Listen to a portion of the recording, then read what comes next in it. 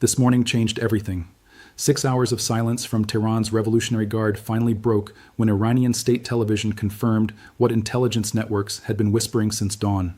Ayatollah Ali Khamenei is dead, killed in his compound during coordinated American and Israeli strikes that turned northern Tehran into a war zone before most of the city woke up. The man who controlled Iran for 3 decades, who survived sanctions, uprisings, assassination attempts, who built the Revolutionary Guard into a parallel military state within a state, was eliminated in a single strike package that lasted less than 12 minutes. But here's what you need to understand. That confirmation, that single broadcast, to 88 million Iranians, is not the story. What happened 6 hours after his death, that's the story. This is VHF Channel 16, the International Maritime Distress and Safety Frequency. Every commercial captain on Earth monitors this channel continuously. It's the channel that tells you whether the water ahead is navigable or a graveyard. This afternoon, the Islamic Revolutionary Guard Corps transmitted a message to every vessel within radio range of the Persian Gulf.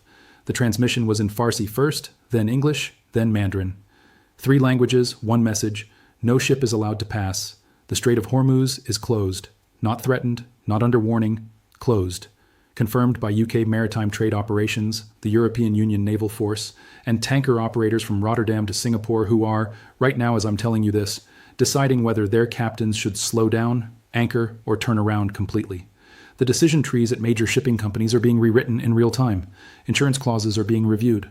Contracts are being broken. And if you don't understand why those 2 words matter more than the Supreme Leader's death, more than the airstrikes, more than anything else that happened in this war today, let me give you one number. 20 million barrels.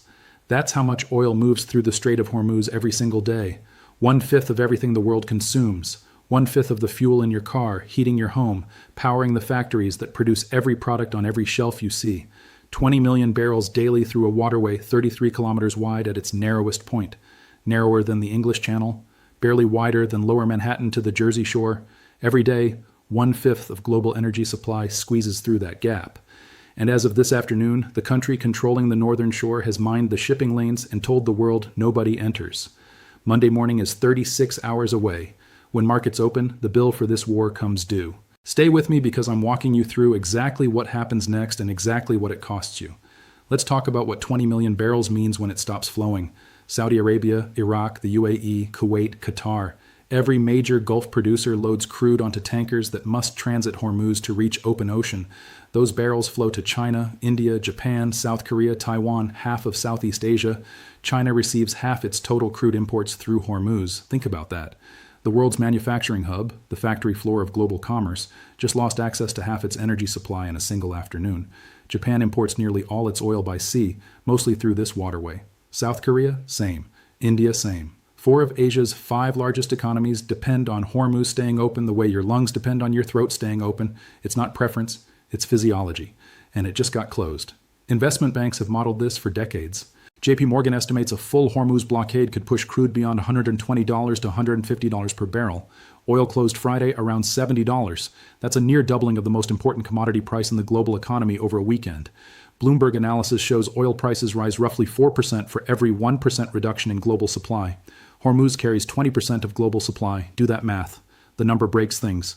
Supply chains, transportation budgets, everything moving by truck, ship, air. Your Amazon delivery, the food on grocery shelves, the medicine at your pharmacy, the plastic in every product you touch, all of it priced in oil, all of it about to get more expensive. Current U.S. gasoline averages $2.98 per gallon. If crude hits 120, you're looking at $4.50 to $5 per gallon within weeks. The strait is closed. That number is in play. Here's what makes today different from every time Iran threatened to close Hormuz before. In 2012 during nuclear sanctions. In 2019 after the U.S. killed Qasem Soleimani. In 2023 during tanker seizures. Every time every analyst said the same thing. Iran won't do it. Closing the strait cuts off Iran's own exports, alienates China, which buys 90% of Iranian crude, guarantees American military response. Every time they were right, until today. Today, the Supreme Leader is dead. The Guard's chain of command is fragmented. The IRGC's operational doctrine includes pre-programmed contingencies activating automatically in decapitation scenarios. Strait closure is one. This isn't a strategic decision by a government weighing costs. This is a dead man's switch. A preset protocol triggered by eliminating the command authority that would normally decide whether to pull it. The people who need to reverse this order may lack authority. The people who had authority are dead or unreachable in rubble in northern Tehran. Approximately 750 vessels sit in the Strait Zone. Tankers loaded with Saudi crude heading to Qingdao, LNG carriers to Yokohama, product tankers to Mumbai. All in a waterway where the U.S. Navy's Fifth Fleet told commercial operators it cannot guarantee vessel safety. The United States Navy, the most powerful maritime force in history, told the shipping industry it cannot protect them in Hormuz right now. Lloyd's of London already moved. War risk premiums for Gulf transit surged 50% or more. Shell, BP, Total Energies suspended new cargo loadings. Tankers already loaded are anchored. Tankers en route are rerouting. The oil is not moving. 20 million barrels daily, not moving. Someone's thinking there are alternatives. Pipelines. The Saudis can reroute. Yes, 2 bypass options exist. Saudi Arabia's east-west pipeline runs to Yanbu on the Red Sea. Maximum capacity 5 million barrels daily. The UAE's Habshan-Fujairah pipeline reaches Fujairah on the Gulf of Oman. Maximum capacity 1.5 million barrels daily. Together at full throughput, these move 6.5 million barrels daily. The Strait carries 20 million. That leaves a 13.5 million barrel daily gap from day one. No other infrastructure closes that gap. And natural gas. 20% of global LNG exports transit Hormuz, mostly from Qatar. Europe replaced Russian gas with Qatari LNG after 2022, now faces losing that supply with the oil disruption. Analysts project European gas prices could rise 70%. Central and Eastern Europe could face actual shortages. Not higher prices, shortages. The strait is closed, the pipelines are inadequate, the gas is cut off. Let me tell you what happens Monday morning because that's the deadline that matters. Asian futures markets open Sunday evening U.S. time. London opens Monday morning. New York opens Monday 9:30 a.m. Eastern. Every single one of those markets opens to a world where Hormuz is closed, Persian Gulf airspace is shut down, Iran's supreme leader is confirmed dead, and the military organization controlling the waterway announced, and I'm quoting directly, that operations will continue relentlessly until the enemy is decisively defeated. Energy analysts at Rystad Energy, the world's largest private oil and gas consulting firm, assessed that most strategic initiative now lies with Iran. Published Saturday afternoon. What it means is this. The decision about whether this strait stays closed or reopens is not in Washington's hands. It's in the hands of IRGC Naval Command. And that command operates on pre-programmed doctrine with a broken chain of command above it. The Trump administration has one tool deployable before Monday's open, the Strategic Petroleum Reserve. The SPR currently holds approximately 371 million barrels. At U.S. daily consumption rates, that's roughly 18 days of domestic supply. At maximum drawdown rate, the government can release about 4.4 million barrels daily. To be clear, SPR drawdown does not replace 20 million barrels daily of Gulf supply, doesn't replace 13.5 million, doesn't replace half. What it does is send a signal. Markets run on signals in crisis first 48 hours. A credible SPR release announcement Sunday evening could blunt Monday's worst spike. As of right now, that announcement hasn't been made.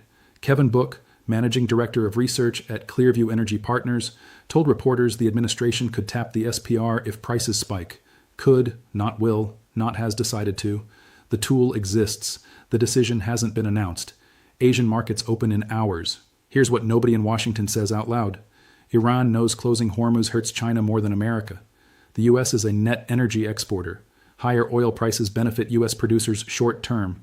The pain hits at the pump in transportation costs, downstream inflation. But for China, this is existential. Half of China's crude imports just got cut off. China's strategic reserve gives them maybe 80 to 90 days. Japan's reserve about 90 days. South Korea the same. If the strait stays closed a month, reserves start depleting. Closed 90 days, they're gone. And what begins within the first week is what one analyst called the mother of all bidding wars. Picture this. China, Japan, South Korea, India simultaneously competing for every barrel available outside the Gulf. Norwegian crude, American shale, Russian oil, West African production, Brazilian deep water. Every barrel deliverable without transiting Hormuz becomes a bidding target for 4 of the world's largest economies simultaneously. Spot prices will spike not because of scarcity globally, but because of concentration regionally. The oil exists, it's just in the wrong hemisphere, and moving it takes weeks ships don't have. That bidding war is the mechanism. That's how strait closure translates into $130 oil, into $5 gasoline, into global recession. Through 4 countries needing oil to keep economies running, all reaching for the same shrinking supply with no diplomatic resolution in sight. A prolonged Hormuz closure is a guaranteed global recession. That's not speculation. That's the consensus of every major energy institution and investment bank that modeled this over 5 decades. The strait is closed. The guarantee activated. Now let me tell you the irony nobody in Washington anticipated. The strikes launched Saturday. Markets closed weekends. That timing wasn't accidental. The calculation was clear. Launch Saturday. Complete opening phase Sunday. Deliver victory before Monday's open. Control the narrative. Markets open to confidence, not chaos. That assumed a short, clean operation. Decapitation strikes, targeted infrastructure hits, regime collapse, ceasefire within days. Like June 2025, when Israel and Iran exchanged strikes for 11 days, the Strait stayed open, oil barely moved, everyone returned to normal. The playbook worked then. It should work now. Except one variable changed. Instead, the supreme leader is dead and the strait is closed. Chain of command shattered, mines in the water, Fifth Fleet headquarters hit, commercial shipping frozen. Major oil companies halted shipments, 750 vessels in a conflict zone. The Navy that controls every ocean on Earth cannot guarantee safe passage through a 21-mile gap. Trump chose Saturday because markets were closed. Markets open Monday, and the bill won't be measured in missiles or targets. It'll be measured at gas pumps in every American city, in energy bills of every European factory, in fuel reserves of every Asian economy that lost half its oil overnight. The number that opens on Monday's screen will not be denominated in barrels or dollars. It will be denominated in fear. I'm Kane Shimatsuka. Hormuz is closed for the first time in modern history. 20 million barrels daily offline. Markets open in hours. And the organization controlling the waterway says it won't stop until the enemy is defeated. The world thought this war would be measured in weeks. It will be measured in what your grocery bill looks like next month. Monday is coming. Nobody is ready.